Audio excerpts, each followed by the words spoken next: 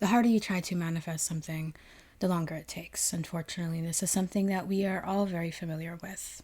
A watch pot never boils. My mother always tells me that. She's Guyanese, so she says it like that. A watch pot never boils.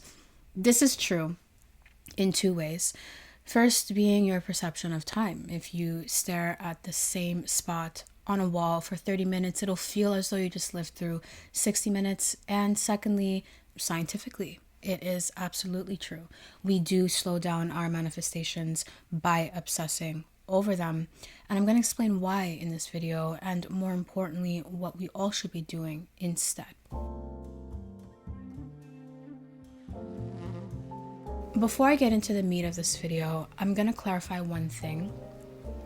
Obsession is now a word with allegedly multiple definitions. When I use the word obsession, I'm referring to the traditional definition of the word, and I'm going to put on the screen right now a AI definition that I found that I fully agree with. There are people who use the word obsession in a more positive light. For example, how do I make this guy obsessed with me?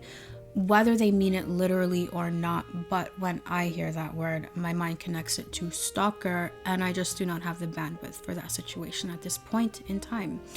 But regardless of how you feel on that term, it's absolutely irrelevant to this video, because if I use the word obsession throughout the remainder of this video, what I'm referring to is the obsession that indicates lack of self-control, anxiety-riddled thoughts, basically distress, and more specifically your distress. So I do hope that's clear. So your desire creates your reality, but your attachment, or rather your obsession, creates resistance. Your mind is a mirror. When you chase something, you are chasing it because you don't have it, you lack it, and that lack will be reflected back to you in your physical reality. Lao Tzu once said, by letting it go, it all gets done. And just because Lao Tzu or Abraham Hicks or the Stoics said something does not make it factual, except in this case it absolutely is, because we can prove it through science. The writer's block effect. This is an effect that can be explained by your amygdala and its fight or flight response. And an example of this would literally be writer's block. To be clear, your desire does not have to be publishing a book in order for this to apply. It's just that we see this effect very commonly in creative types, but it applies to all creatives and academics alike. Basically anybody who is trying like hell to manifest or achieve something in their life. So the common story goes like this. You sit down to write a book because you really, really want to be a best-selling author and write something impeccable. Something that will change your life and cement you in the books as one of the greats. However, all your thoughts elude you. You don't know what to write about, or even if you do, how to turn your thoughts into words. You call it mental block. You lack inspiration, you lack motivation. So you scrunch your eyes thinking that'll get the juices flowing, and then you stare really hard at the screen until you squeeze something out, a whole paragraph. And then you read the paragraph and realize it sounds like a YouTuber's ramblings. So you give up, basically you stop thinking about it. You resort to just distracting yourself with a movie, or you just move forward with your week. And then suddenly, at the weirdest time, usually when you're in the shower, the most brilliant idea hits you. And then you proceed to write your book. And as long as you stay in this flow state, it's as though God is speaking directly through you. It's as though the book has written itself. Why did this happen? Well, I'll tell you why this happened. You obsessed over the manifestation of your desires so much to the point that you restricted access to your own cortex, the thing that actually helps you scientifically manifest. And only when you removed the pressure to succeed could you finally see how to. The cerebral cortex, often called the higher brain, was the last part of our brain to evolve. So we've got reptilian, mammalian, and then cortex. We'll come back to mammalian in a second. The cerebral cortex comprises of 4 lobes. For the sake of staying on topic, I won't get into what all 4 lobes are directly in charge of, but the higher brain in general, with the help of these 4 lobes, is responsible for things like imagination, decision-making, emotions, your impulses, your judgment, social understanding, how you process visual and auditory information, learning, problem solving, planning, your memories, amongst many, many more processes. When access to our higher brain is restricted, we essentially don't think clearly. Meanwhile, thoughts still create things. And one sure way to ensure that your higher brain is restricted to the point of not performing optimally is to overthink something to the point of obsession. When you obsess over your desire, you activate your amygdala, your fight or flight response. And once that's been introduced into the equation, all other systems, including the fact that you were just driving at 50 kilometers an hour, is irrelevant. You pull the emergency brake. Now, the amygdala won't just sound the alarm when you are being chased by a lion, but it will sound the alarm when you decide to manifest something big in your life, something that will interrupt your current familiarity. You want to be hot as sin. You want to manifest your perfect love partner. You want to be a millionaire and write a best-selling book. You want to manifest all these great, amazing, wonderful, big things. And what's so funny is that the universe, or your God, even if your God is something more scientific like the subconscious mind, already knows how to get you what you want. And it's been trying to reveal to you insider information on how to manifest what you want efficiently, but you cannot see it because you restricted access to your higher brain in favor of lighting up your amygdala. You obsessed over your manifestation to the point that it became too damn big and scary that now you cannot receive critical information on how to actually go make that manifest.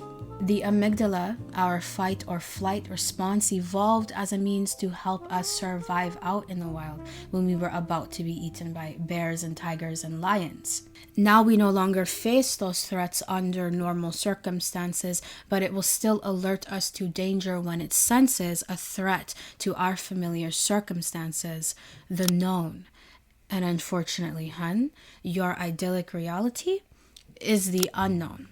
In The Secret, we were told to take the first step in faith, that we do not have to see the whole staircase, just take the first step. But what if I cannot see the first step, Marty? To realize your desire, an action must start in your imagination, apart from the evidence of the senses, involving movement of self and implying fulfillment of your desire. Whenever it is the action which the outer self takes to appease desire, that desire will be realized. But what if I can't imagine myself with my desire because I've impeded the part of my brain that is at the helm of my ability to imagine? This higher brain restriction is a scientific factor in why you cannot believe in your great big dream, and more importantly, why you feel stunted when it comes to the point when you have to follow the breadcrumbs that your subconscious mind has already laid out for you to manifest what you want. If you could take the pressure off, if you could let go, it would all get done. So how do you take the pressure off? Because I know you want techniques. I'm going to give you one technique that I have always manifested wonderful things with. This technique works for me specifically in love and romance, and I think it works specifically very well in that area because in that area I'm generally very detached in it already, so it just compounds my detachment to romantic people and people in general. Basically, my technique is this. I distract myself. In step 1, I intend what I want. I intend it by engaging in one daydream where I'm acting out what I want in first person.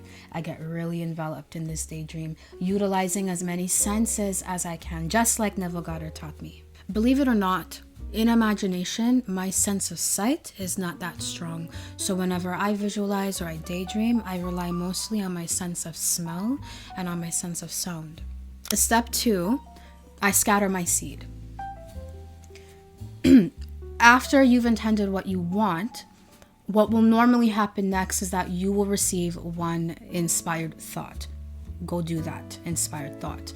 If you're trying to get a job, apply to all of your dream jobs. Just litter the market field, whatever the hell it's called, with your resume, and let the law of averages have its way. If you're trying to cut some weight for some reason, maybe green tea will come to your mind. Go buy the green tea and drink the green tea. You intended what you wanted, you received an inspired thought, you acted on the inspired thought. That's your part done. Step 3, I literally distract myself with something entirely off topic. Maybe I'll focus on another goal or another life area entirely. Maybe I'll go out for the night and have some fun. Maybe tomorrow I receive another inspired thought. Maybe I act on it. That's my part done.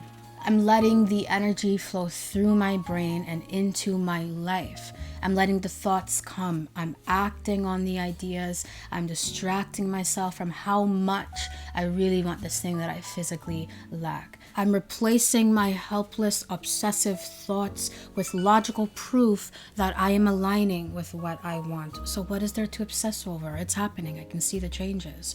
Abraham Hicks once said, and I quote, "The key to bringing your body to a new place is to see it differently from the way it is.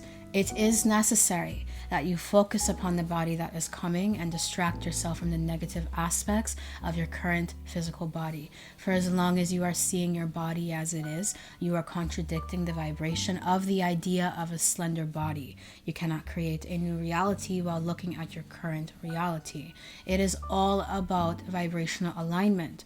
Do not look for immediate, measurable physical results. Instead, look for improvement in your mood, your attitude, and your emotions. When you feel better, you are more in alignment, and everything else will follow." And I took it literally, but only after I understood how weird and truly amazing our brains are and how it directs what we really manifest in our physical realities. In summation, the ability to see opportunities in lieu of obstacles is higher brain thinking. The ability to receive inspired thoughts is higher brain thinking. The choice to go manifest what we want stems from higher brain thinking. The whole action plan on how to manifest what you want in your life has already been delivered to you. You just have not read that message yet. You've left it undelivered. We overhype our fantasies, constantly thinking thoughts like, this is big, this will change my life. If I don't have this thing, I am a failure. And by doing this, we sever our connection to universal and subconscious guidance that would actually tell you how to get from where you are to where you want to be. Before you give up, just try this thing. Just try it. Just for a day. Just see how you feel and tell me how you feel. Just refrain from obsessively thinking about this one desire to the point of depression. Because when you do that, you are limiting your ability to just think clearly. You are limiting your ability to be able to look around you and see that you already know how to manifest what you want. And this is how it all gets done, by letting it go. And with that being said, thank you for watching this video. I truly do hope you enjoyed it. If you did, I trust you'll give this video a thumbs up and subscribe to this channel for more content just like this one. So, how did you like today's video, and what video would you like to see next? You let me know in the comment section down below. I cannot wait to see you in the next video. Toodles.